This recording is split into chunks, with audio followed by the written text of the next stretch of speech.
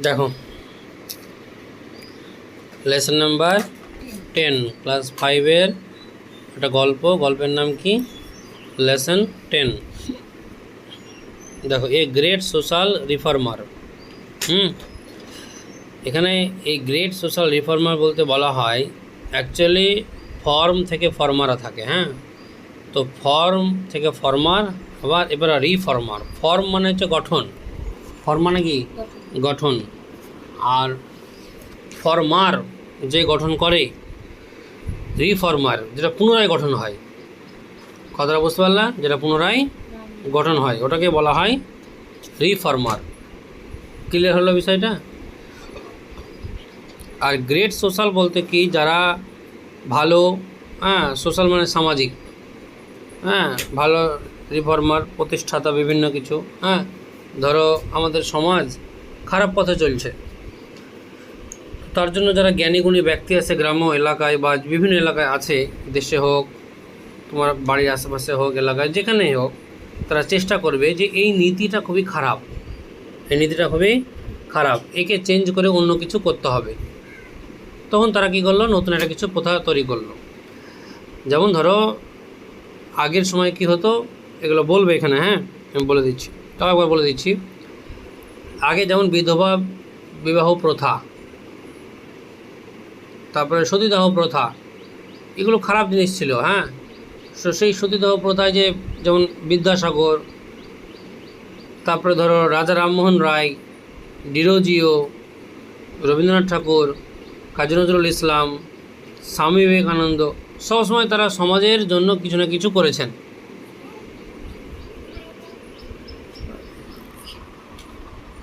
কেমন করে দিয়ে গেলি? কোনোটাই ঠিক আছে। লেটস বিগিন, চলো শুরু করি। লুক অ্যাট দিস পিকচার, এই ছবিগুলোর দিকে দেখো। And answer the question below, এবং নিচের যে কোশ্চেনগুলোর উত্তর দাও। হ্যাঁ, বলছে হু আর দিস পিপল, এই মানুষগুলো কারা।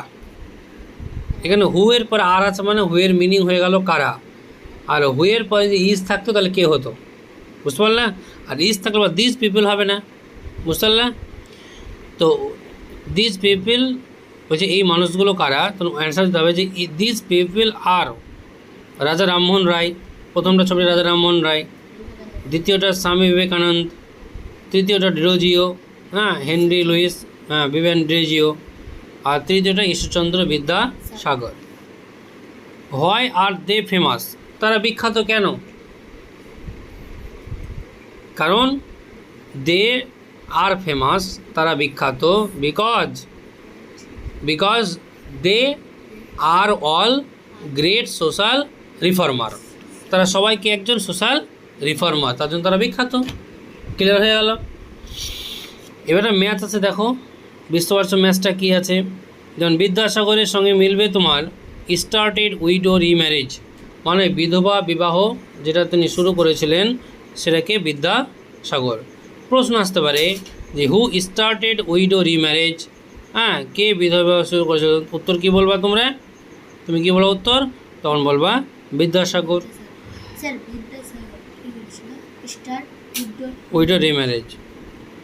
বিবেকানন্দ, আর বিবেকানন্দ কী করেছিল?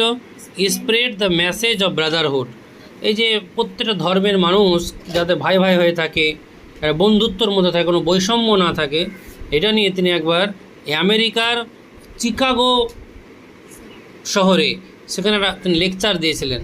আর সেই লেকচারটা খুব ফেমাস হয়েছিল, আজও সেই লেকচারটা মানুষ স্মরণীয় করে রেখেছেন। আর সেখানে ভ্রাতৃত্ব নিয়ে তিনি কথা বলেছিলেন যে প্রত্যেকটা ধর্মের মানুষ একই সঙ্গে একইভাবে থাকবে, কোনো ভেদাভেদ, কোনো বৈষম্য থাকবে না। ঠিক আছে? তারপরে বলছে রাজা রামমোহন রায়, ইনি কী করেছিলেন? ইনি stop the civil custom of সতীদাহ প্রথা, এটা তিনি কী করেছিলেন? ইভিল কাস্টম মানে এর রদ থামিয়েছিলেন, স্টপ করেছিলেন, থামিয়ে দিয়েছিলেন। হ্যাঁ, সতীদাহ প্রথা মানে যত সম্ভব আমি যতটুকু জানি, মনে হয় তোমরা ভালো জানতে পারবে। হ্যাঁ হ্যাঁ, স্বামী যদি তার মারা যেত তার স্ত্রীকেও সেখানে মরতে হতো। দিস ইজ দ্য মানে ভেরি ব্যাড একটা রুলস, মানে না ছোটো খারাপ নিয়ম সব থেকে, যেটা মানুষ বেঁচে আছে, তাকে মরতে কেন হবে? ও চলে গেছে, ঠিক না? এই জিনিসটা কিন্তু দেখলো রাজা রামমোহন রায় খুব বাজে, তাই না? তখন সে কী করলো, এটাকে রদ করলো, থামিয়ে দিল। বুঝতে পারলা? এগুলো আছে ইতিহাসে, তোমরা পড়বা, 8-9-এ ওঠো, ইতিহাসে পড়তে পারবা এগুলো। এই দেশটা এমনি এমনি আসেনি, এত ভালো নিয়ম শৃঙ্খলা এমনি এমনি আসেনি, তার জন্য বহু মনীষীদের অবদান আছে, বহু লেখক লেখকদের অবদান আছে, অনেকজন যুদ্ধে মারা গেছেন, হ্যাঁ, অনেক কিছু করেছেন তারা। আজকে দুনিয়াতে তারা নেই। আজ আমরা এত সুন্দর একটা ভারতবর্ষ বসবাস করছি ঠিকই, কিন্তু তারা এইভাবে আমাদেরকে দান করে দিয়ে গেছে বলেই আজকে আমরা ভালো আছি। যদি না দিত আমরা ভালো থাকতাম না, তাই না?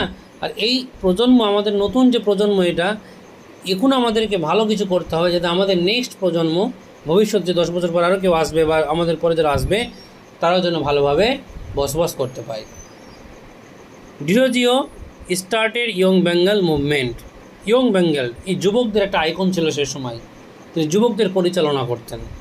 বুঝতে পারলা? যাই হোক, তুমি দেখো এবার, the persons in column A were all great social reforms. Now let us read about a great woman, a noted social reformer from Bengal. আর এই বাংলা থেকে একটা, এই যে পশ্চিমবাংলা আছে, এই বাংলা থেকে একজন ভালো রিফর্মার ছিলেন, তার নাম কি, তোমার বেগম রোকেয়া, ঠিক আছে?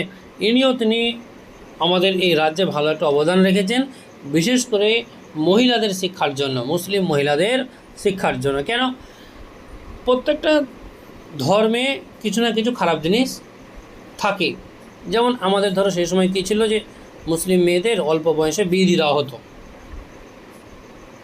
তোমাদের ধর্মেও ছিল একসময় কিছু খারাপ জিনিস, সেটা বিভিন্ন মনীষীরা সেটাকে রদ করেছে, থামিয়েছে, ভালো জিনিস চালিয়েছে। তো আমাদের সময় কী হতো, সেই সময় যে একটু বড় হলো বিয়ে দিয়ে দাও, মেয়ে মানে বিয়ে দিয়ে দাও। কিন্তু বেগম রোকেয়া বলতে চাইছে না, এত অল্প বয়সে বিয়ে দেওয়া যাবে না। কী করতে হবে? তাকে পড়াশোনা করাতে হবে, শিক্ষায় শিক্ষিত করতে হবে, নলেজেবল করতে হবে। আজকে বর্তমানে মেয়েরা দেখো অনেক পড়াশোনায় নিজেকে ওই জায়গায়, মানে পড়াশোনার জায়গায় নিজেকে নিয়ে যাচ্ছে না? তুমি দেখো আগে কিন্তু এগুলো ছিল না, আগে অল্প বয়সে বিয়ে দিয়ে দেওয়া হতো। কিন্তু এখন অনেক মানুষ উন্নত হয়েছে, জানতে শিখেছে, বুঝতে শিখেছে। চলো, সি ইজ বেগম রোকেয়া, সে হয় বেগম রোকেয়া, যার সম্পর্কে পড়বো আমরা এবার। হ্যাঁ, এ রিমার্কেবল ওমেন, তিনি একজন স্বনামধন্য মহিলা, হুজ এফোর্টস, যার প্রচেষ্টায় কনসিডারেবলি, যথেষ্টভাবে, চেঞ্জড, পরিবর্তন হয়েছিল the state of female education in Bengal, বাংলায় মহিলা শিক্ষার অবস্থা। হ্যাঁ, স্টেট মানে অবস্থা, ফিমেল মানে মহিলা, আর এডুকেশন মানে কি, শিক্ষা বা মেয়েদের শিক্ষা। হার ফুল নেম ওয়াজ, তার পুরো নাম ওয়াজ ছিল বেগম রোকেয়া সাখাওয়াত হোসেন। হ্যাঁ, তার পুরো নামটা কী ছিল? Begum Rokeya Sakhawat Hossain. C was kind, তিনি দয়ালু প্রকৃতি ছিলেন, অ্যান্ড জেনারেস, এবং উদার ছিলেন। টু দ্য ডিসঅ্যাডভান্টেজ ওমেন, মানে অ্যাকচুয়ালি ডিসঅ্যাডভান্টেজ মানে অসুবিধা হয়, হ্যাঁ, বা অসহনীয় হয়। হ্যাঁ, তো অসহনীয় যে মহিলাগুলো, হ্যাঁ, সেই মহিলাগুলার অফ বেঙ্গল, বাংলার যে যারা ধরো নিপীড়িত মহিলা, অত্যাচারিত মহিলা, তাদের প্রতি তিনি খুব কাইন্ড ছিলেন, জেনারেস ছিলেন, দয়ালু ছিলেন, উদার ছিলেন। অ্যান্ড এক্সটেন্ডেড, এবং প্রসারিত করেছিলেন। এক্সটেন্ড মানে কি? প্রসারিত করেছিলেন, বাড়িয়ে দিয়েছিলেন। আর হেল্পিং হ্যান্ড, তার সাহায্যের হাত বাড়িয়ে দিয়েছিলেন। টু দ্য পুয়ার, গরিবদের জন্য। অ্যান্ড দ্য হেল্পলেস, এবং সাহায্যহীনদের জন্য। আমরা যখন রাস্তায় যখন ফকির বা ভিক্ষুকদেরকে দেখতে পাই আমরা, তখন আমরা কি নিজের সাহায্যের হাতটা আমরা বাড়িয়ে দিই, যে নাও 5 টাকা বা 10 টাকা দাও, নিও, কিছু খেয়ে নাও, বা তোমার নিজের জন্য রাখো। এটা আমরা করি না? অনেক সময় মানুষ বিপদে পড়েছে, রাস্তা পার হতে পারছে না, অন্ধ মানুষ, রাস্তাটা আমরা পার করে দিই। তো এগুলো কি আমাদের একটা সাহায্যের হাত? এটা এক প্রকারের সাহায্য হলো। উন্নত প্রকারের সাহায্য আছে, যেমন ধরো একটা এলাকায় দেখছো এখানে স্কুল নেই, শিক্ষা প্রতিষ্ঠান নেই ভালো, মেয়েদের শিক্ষা ব্যবস্থা ভালো নেই, ছেলেদেরও নেই, অল্প বয়সের ছেলেরা বিভিন্ন কাজে মত্ত থাকছে, মেয়েরা অল্প বয়সে মেয়েরা শ্বশুর বাড়িতে যেতে হচ্ছে, অথবা বিয়ে দিতে হচ্ছে, বাবা মা বিয়ে দিয়ে দিচ্ছে, যেহেতু শিক্ষা প্রতিষ্ঠান ভালো নেই, পড়াশোনার চর্চা নেই এলাকায়।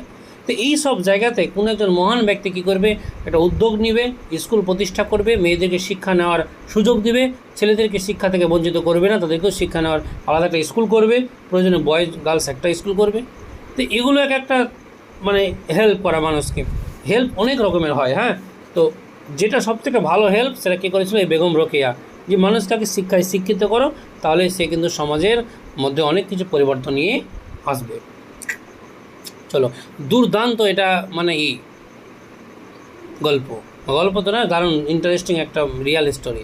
মানে এই জিনিসটা কিন্তু তোমাদের স্কুলে কিন্তু করাতো না, বুঝতে পারলা, সিলেবাসে দিচ্ছিল না, আমি দিয়ে দেওয়াইছি। কেন দেওয়াইছি? যে এই মানুষটা সম্পর্কে, মহিলাটা সম্পর্কে যদি না পড়বে তো ও জীবনে কী শিখবে, পড়লে বুঝতে পারবা। এবার দেখো, she was the pioneer in setting up a school. আর তিনি ছিলেন, এই যে নিচে পায়োনিয়ার দেখো লাল কালিতে লক্ষ্যটা লেখা আছে, ওয়ার্ডনেসটে যাও, যে পায়োনিয়ার এর মানে হলো কি পথ ব্রেকার। অর্থাৎ আমরা পায়োনিয়ার কাদেরকে বলা হয়? যে পথ নির্দেশক, পথ প্রদর্শক, যে আমাকে পথ দেখাবে ভালো, সেই পথ প্রদর্শক। বিভিন্ন মনীষীরা পথ দেখিয়েছেন না মানুষকে, যে আপনারা এভাবে চলবেন, জীবনে দুঃখ আসবে না, সুখ আসবে, তাই না? তো এখানে বলতে চাইছে যে C was the pioneer in setting up a school for the poor Muslim girls of Bengal. বলছে তিনি গরিব মানে বাংলার গরিব মুসলিম মেয়েদের জন্য একটা স্কুল স্থাপিত করেছিলেন। হ্যাঁ, আর তিনি ছিলেন একজন কি পায়োনিয়ার, প্রতিষ্ঠাতা বা পথ প্রদর্শক। সি স্ট্রংলি বিলিভ, তিনি পুরোপুরিভাবে বিশ্বাস করতেন, হ্যাঁ স্ট্রংলি, একদম মানে শক্তিশালী বা যথেষ্ট তিনি ক্ষমতা নিয়ে তিনি বিশ্বাস করতেন in the need of modern education for women, মহিলাদের জন্য আধুনিক শিক্ষার যে প্রয়োজন আছে এটা তিনি বিশ্বাস করতেন। আধুনিক মানে কি? মডার্ন বলতে কী বোঝায়, আধুনিক বলতে কী বোঝায়? তুমি দেখো এই এলাকার যে মেয়েরা যেভাবে শিক্ষা প্রতিষ্ঠানে পড়াশোনা করে, তুমি টাউন এলাকায় চলে যাও, এভাবে কিন্তু করে না। বই মানে দ্য বুক ইজ সেম, বই কিন্তু একই, সে মালদা টাউনের হোক বা তোমার এলাকার হোক, একই বই। ওখানে যে স্কুলে বই পড়ানো হচ্ছে, তোমার স্কুলে সেটা বই পড়ানো হচ্ছে, কিন্তু ডিফারেন্ট ল্যাঙ্গুয়েজ, ভাষা আলাদা, ডিফারেন্ট অ্যাটিটিউড, স্বভাব আলাদা, ডিফারেন্ট কালচার, সংস্কৃতি আলাদা, আছে না? এখানকার আলাদা সংস্কৃতি, ওখানকার আলাদা সংস্কৃতি। কিন্তু এইখান থেকে টাউনের মেয়েদের বা ছেলেদের শিক্ষা পদ্ধতিটা একটু আলাদা, ওরা উন্নত আর আমরা একটু কি পিছিয়ে, বুঝতে পারছো কথাটা? তো এখানে বলতে চাইছে যে তিনি বিশ্বাস করতেন যে মেয়েদের শিক্ষার অনেক প্রয়োজন আছে। সেই শিক্ষাটা কেমন শিক্ষা? আধুনিক শিক্ষা, বুঝতে পারলো কথাটা? Begum Rokeya was born in a effluent Muslim family. Begum Rokeya জন্মগ্রহণ করেছিলেন একজন অ্যাফ্লুয়েন্ট, মানে অ্যাকচুয়ালি বোঝায় যে হ্যাভিং মানি বলতে কি অনেক পয়সাওয়ালা, অনেক টাকা আছে তাদের, অর্থাৎ মানে ধনী, সেই ধনী পরিবারে তিনি কিন্তু জন্মগ্রহণ করেছিলেন। দেখো, একজন ধনী পরিবারে জন্মগ্রহণ করার মেয়েও কীভাবে সে আমাদের শিক্ষার মানে অগ্রগতি নিয়ে তিনি কথা বলছেন, বুঝতে পারছো? একজন পয়সার অভাব নেই তার, কিন্তু ভালো একজন অ্যাফ্লুয়েন্ট মুসলিম পরিবারের মেয়ে, তবুও তিনি কিন্তু মহিলাদের শিক্ষার জন্য কী করছেন, ভাবছেন। যদিও she never went to school, যদিও তিনি কখনো স্কুল যাননি, ওই যে বললাম সে সময় তো মেয়েদের শিক্ষা দেওয়ার ব্যবস্থা ভালো ছিল না, ঠিক আছে? তো তিনি কখনো স্কুলে যাননি। রোকেয়া এডুকেটেড হারসেলফ, কিন্তু রোকেয়া নিজেকে শিক্ষিত করেছিলেন থ্রো হার ওন ইন্টারেস্ট, তার নিজের আগ্রহের মধ্য দিয়ে, অ্যান্ড এফোর্টস, এবং তার প্রচেষ্টার মধ্য দিয়ে, ঠিক আছে? She learned Arabic past indefinite tense, যে সে অ্যারাবিক শিখেছিল, অ্যান্ড পার্সিয়ান শিখেছিল। পার্সিয়ান বলতে পারস্য ভাষা, আর বা অনেকে বলে ফার্সি ভাষা, আর অ্যারাবিক বলতে আরবি ভাষা। তো আরবি ভাষা এবং পার্সি ভাষা শিখেছিল অ্যাট হোম, বাড়িতে, and also received lessons in Bengali and English, এবং বাংলা ইংলিশও ভাষা তিনি শিখেছিলেন। তাহলে বাংলা, ইংলিশ, আরবি অ্যান্ড পার্সি করা হলো 4টা। এই 4টা ভাষা তিনি জানতেন। তো দেখছো, নিজেকে উন্নত করার জন্য কী দরকার হয়েছে? ভাষা শেখার প্রয়োজন হয়েছে। তো আগে ভাষা শিখতে হবে। Some great books written by, আর কিছু তার বিখ্যাত বই লেখা হয়েছিল তার দ্বারা। এখানে অ্যাকচুয়ালি বাক্যটা আমার ভুল লাগছে, সাম গ্রেট বুকস আর রিটেন হবে মনে হয়, হ্যাঁ, আর রিটেন বা ওয়ার রিটেন। তো both in Bengali and English, তার যে বাংলা এবং ইংলিশ ভাষায় তিনি বেশ কবিতা লিখে। তোমার বই কী লেখা আছে দেখি? ভুল লাগছে আমার এখন তো ভার্বই নেই।